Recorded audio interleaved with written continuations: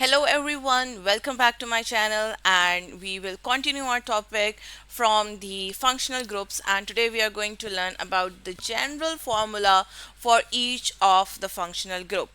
So we'll start from the very basic one, like alkanes, the basic hydrocarbon, and you will learn that how a basic, like you can say a butane, can be converted into uh, different compounds by varying it or by changing its functional group. So each functional group has its own, you can say, simplified form of formula or general formula, that with the help of which you can make any compound uh, of that particular carbon number. For example, butane. If you talk about butane, butane is alkane. So the general formula of alkane would be CNH2n plus 2.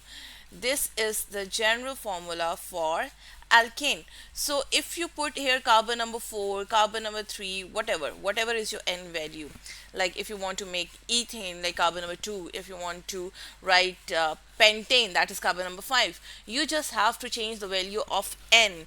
Like for example, here it would be C5H2n2 into 5 is 10 plus 2 is 12. So the formula would become C5H12. That would be simple pentane. Now let's move to the next one. The next one is alkene. Alkene is characterized by double bond, as we have discussed in the functional group, and its general formula is CnH2n2n. So here there's no need to add 2n. So if we just modify this formula for carbon number 5, it will become C5H10. Simple. And it would be pentene. You must know that every alkene ends with "ene", like "ane" ends with "ane".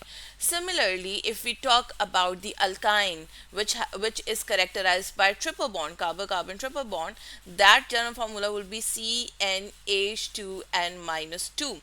So if we write the formula of pentyne, YNE, so it would become C5H8.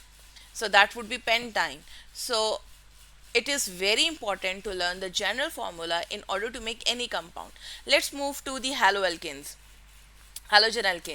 where each of the where hydrogen is replaced by any one of the halogen. So it can be di, it can be tri, it can be mono, it can be tetra. Means if one hydrogen is removed, it would be mono. If two hydrogens are replaced by any halogen, it would be di. If three are replaced, then it would be tri. So based on their number, a halogen would have a prefix of di, tri, tetra, whatever. So a halogen alkane are written with any alkyl group. Now alkyl group can be C whatever 2n minus 1, and if one hydrogen is replaced, that would be minus 1. If two are replaced, minus 2. Whatever the hydrogen number is, you have to subtract that hydrogen number. So basically it would be C2n plus 1 with x if only one of the hydrogen is replaced. But if there are two, so you have to subtract 2 from the hydrogen, like minus, it would be it won't be plus 2, then it would be 2n only. Now if we talk about the uh, are aromatic compounds, that are arenes, which have a benzene group. So benzene group has C₆H₅. Basically it is C₆H₃, but whatever a compound can be there, like it can have OH, it can have X, it can have it will become phenol if there is OH group, because it's an alcoholic group. If there is any halide, that one hydrogen is replaced by that halide. Keep in mind, you have to replace hydrogens, not carbons.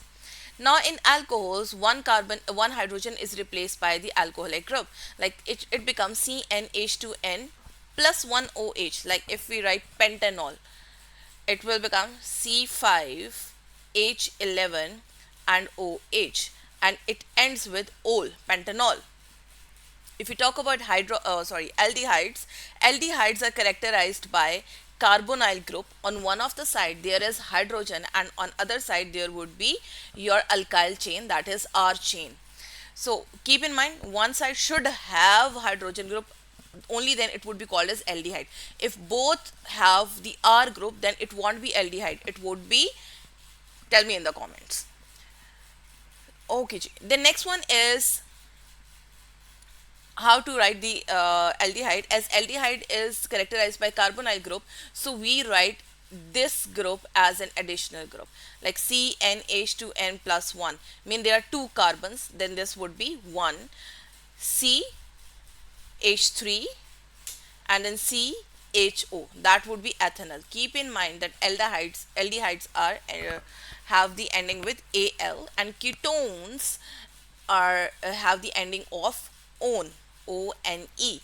Now let's go to the general formula of ketones. Ketones are characterized by carbonyl group which is bonded to two alkyl chains. Carbon number can be different. That carbon number can be different. Maybe here we have three carbons and on the other side we might have two carbons.